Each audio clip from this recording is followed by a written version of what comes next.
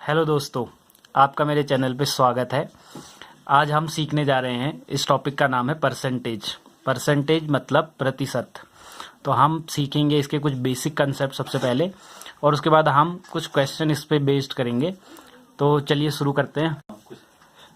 तो प्रतिशत, जैसे कि नाम से ही पता चल रहा है कि प्रतिशत। प्रतिशत का मतलब प्रत्येक 100 पर कितनी संख्याएं हम कह रहे हैं उसको हम बोलेंगे प्रतिशत।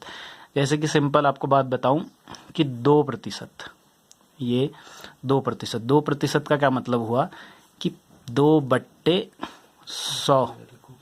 ठीक है, 2/100 का क्या मतलब हुआ कि कोई भी दो चीजें 100 पर, 100 चीजें हैं, उन 100 में से मैं दो चीजों की बात कर रहा हूं, इसका मतलब वो हो गया 2%, यानी कि 2%।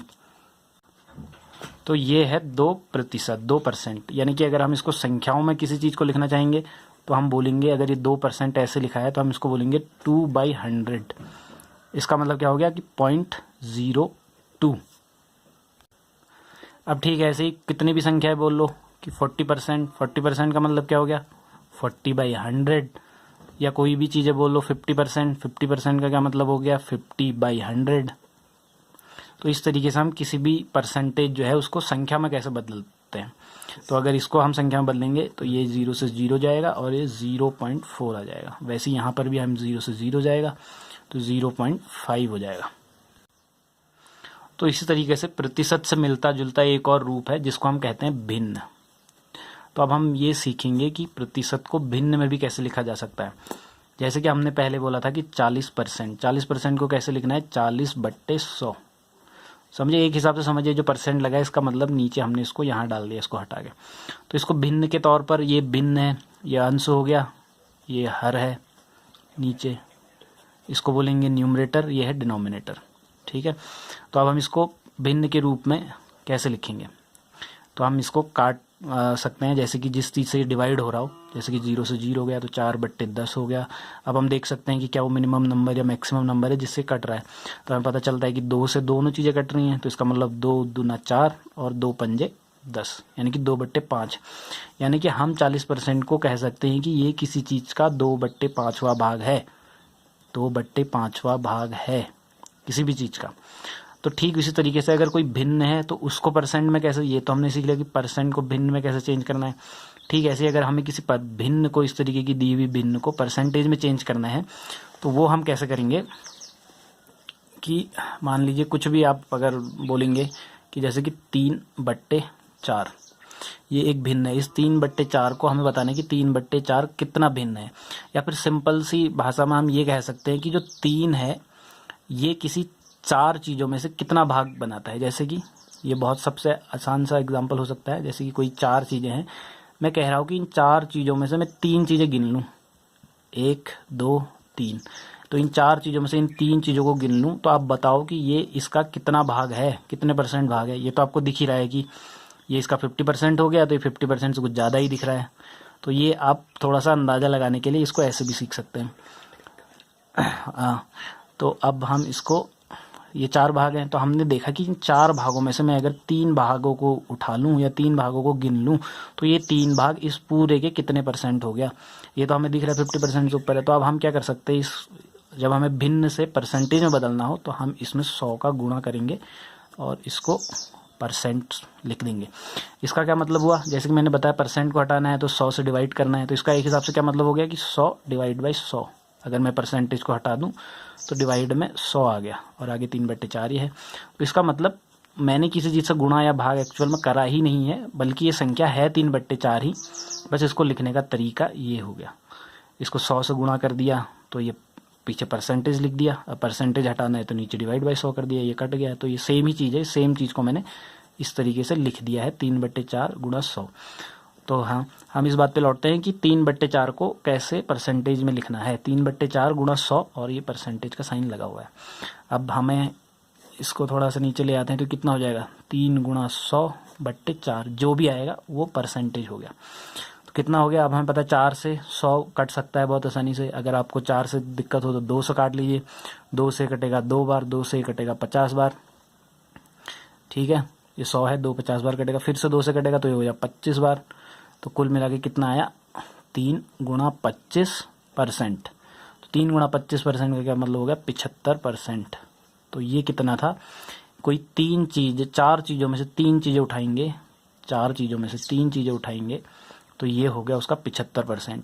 ठीक है, ऐसे ही मैं कहता हूँ कि चार चीज़ों में से ही अब कितनी चीज़ें उठाऊँ, चार चीज़ों में से सपोज करो मैंने 2 चीज़ें उठाई सिर्फ, तो इस वाले को नहीं उठा रहा मैं, केवल इसको और इसको उठा रहा हूँ 2 चीज़ें। तो ये तो आपको दिख ही रहा है, मैं यहाँ पे फिर से बना देता हूँ ये। तो हम केवल 2 चीज़ें उठा रहे हैं, 4 भागों में से मैं 2 भाग उठा रहा हूँ। तो ये कितना है, ये आपको सीधे ही दिख रहा है कि 50% है। इसको कर भी सकते हैं कैसे, गुणा 100 इंटू %, ये चीज़ रही है ऐसे। तो अब मैं इसको क्या करूँगा, 2 से 4 गया 2 और ये 2 से 100 जाएगा 50, तो ये हमें पता चलेगा कि 50% है। अब इस तरीके से कोई भी ऐसा नंबर हो, आप उसको भिन्न से परसेंटेज में या फिर परसेंटेज से भिन्न में बदल सकते हैं।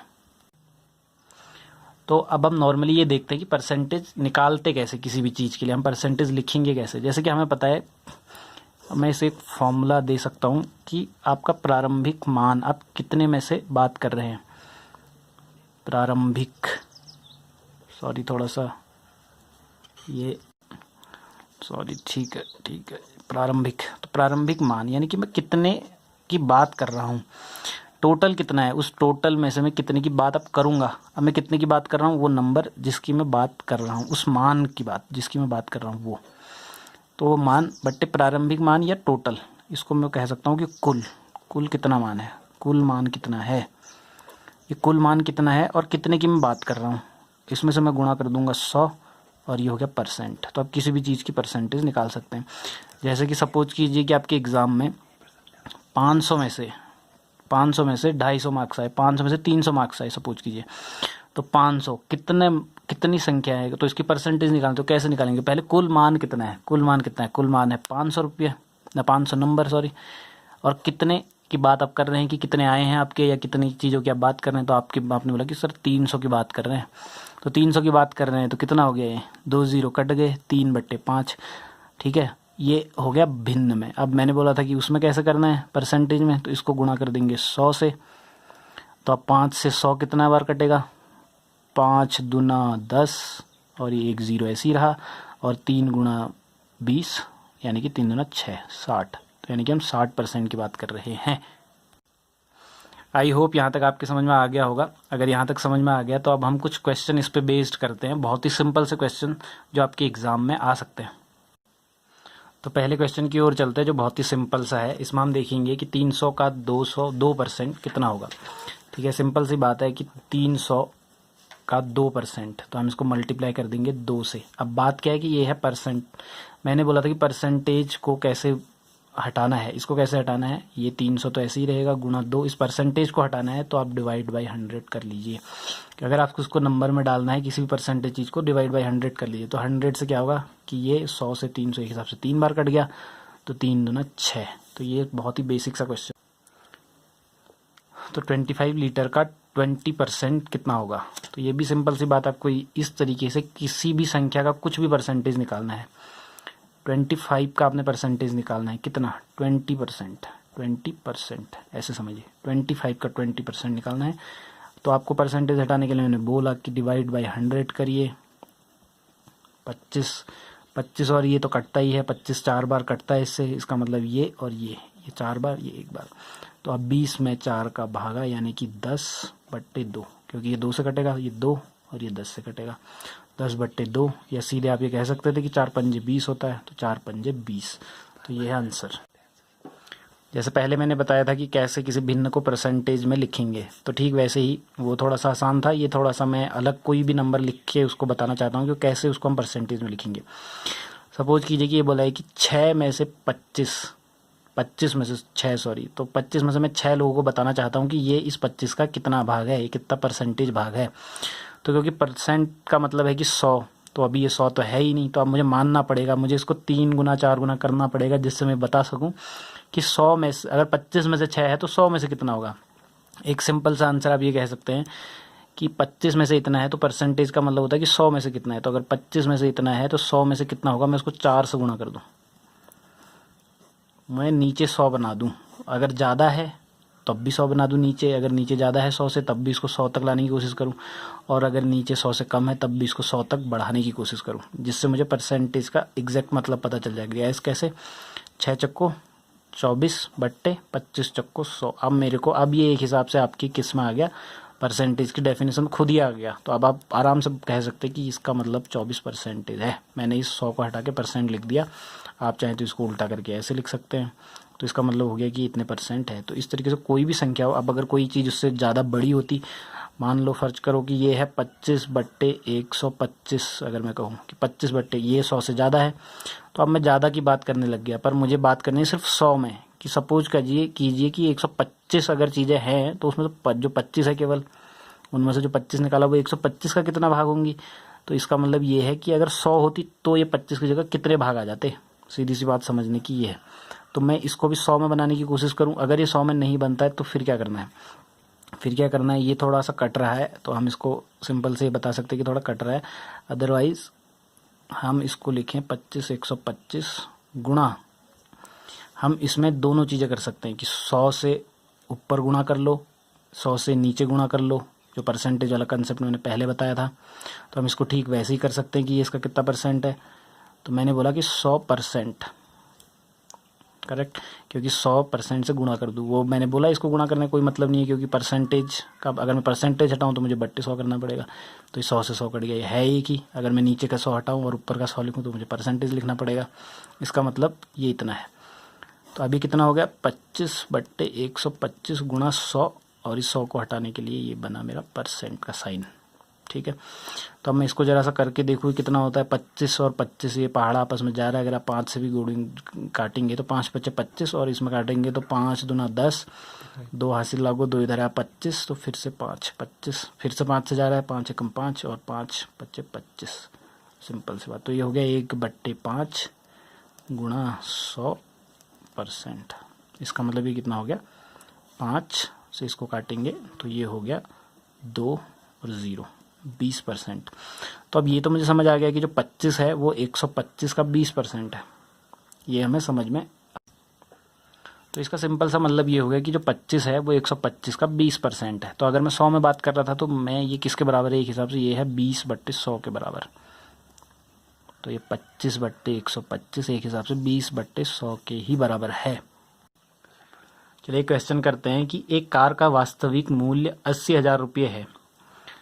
अगर वास्तविक मूल्य को 10% कम कर दिया जाए तो नया मूल्य क्या होगा। तो सिंपल सा क्वेश्चन है कि एक कार जो है वो है तो 80,000 की, अगर मैं उस पर आपको 10% का डिस्काउंट दे दूं कि 10% कम कर दो, तो सीधी सी बात है कि आपको कितने रुपये देने पड़ेंगे। इस क्वेश्चन को आप कितने भी तरीके से चाहे कर सकते हैं बहुत आसानी से। तो उस कार का मूल्य है 80,000 रुपये, ठीक है। तो मैंने आपको उस पर दे दिया 10% का डिस्काउंट, या 10% मैंने कर दिया कम। तो अब आपको कितने रुपये देने पड़ेंगे। सीधी सी बात है, अगर 10% कम कर दिया तो 10% आपको नहीं देने, तो आपको देने कितने हैं, 100% होता है, तो आपको 10% नहीं देने तो आपको देने हैं 90%। आप ऐसे कर सकते हैं बहुत आसानी से। तो आपने उसका 90% मूल्य देना है। तो आप 90% ऑफ 80,000 कैसे निकालेंगे, सिंपल सी बात है, जैसे पहले बताया था, गुणा कर देना है। परसेंटेज तो परसेंटेज ही रहेगी, परसेंटेज को करना है तो डिवाइड बाई 100 कर देंगे हम इसको। तो ये कितना हो जाएगा, 90 × 80,000 डिवाइडेड बाई 100, ये ऐसे होगा। 2 0 से 2 0 कोई से भी काट लो, तो ये हो गए। बाकी 1 2 3 0 पहले ही लिख लो गिन के, 1 2 3 0, बाकी केवल बचे नंबर। तो 8 9 72, यानी कि आपको 72,000 रुपये देने पड़ेंगे। या आप इसको इस तरीके से भी कर सकते थे कि आपको, या आप इसको ऐसे भी कर सकते थे कि आपको 10% नहीं देने हैं। तो आप ये सोच लीजिए कि 80,000 की तो कार थी, अगर आपको कोई डिस्काउंट नहीं मिलता तो 80,000 रुपये देने पड़ते, और आपको 10% का डिस्काउंट मिल रहा है, तो 10% ऑफ 80,000 निकाल दीजिए। तो आप पहले ये बता लीजिए कि आपको कितने % का डिस्काउंट मिला है। तो ये इसको कैसे लिखेंगे, वही परसेंटेज को हटा के 10/100 गुणा 80,000, फिर से 2 0 से 2 0 हटा दीजिए, बाकी बचे 0 0 1 0 ये, तो 3 8,000, कुल मिला के है 8,000। इसका मतलब 8,000 का तो आपको डिस्काउंट है। टोटल था 80,000 का और 8,000 का डिस्काउंट हो गया, तो आप घटा लीजिए। आपको डिस्काउंट वाला पैसा तो नहीं देना है, तो 80,000 में से 8,000 घटा देंगे तो कितने बचेंगे। ये तो आप ऐसे ही घटा सकते हैं, 80,000 और इसमें से 8,000 आपको घटाना है। 0 0 0 और ये 0 में से 8 गया तो 2 और 1 गया 7। तो कुल मिला के 72,000, तो आपको 72,000 रुपये देने हैं। चलिए अभी के लिए इतने ही क्वेश्चन करते हैं, नेक्स्ट टाइम इसका सेकंड पार्ट में परसेंटेज का पूरा कर दूंगा। अगर आपको वीडियो अच्छी लगी हो और आपको ऐसे ही सीखना हो कंसेप्चुअल, अगर आपको कोई क्वेश्चन पूछना हो तो आप नीचे कमेंट बॉक्स में क्वेश्चन कर लीजिए, मैं कोशिश करूँगा कि मैं सबके आंसर करूँ। और आप चैनल को सब्सक्राइब करें, लाइक करें, अपने दोस्तों के साथ शेयर करें। इसका नेक्स्ट पार्ट बहुत जल्द आएगा। Thank you.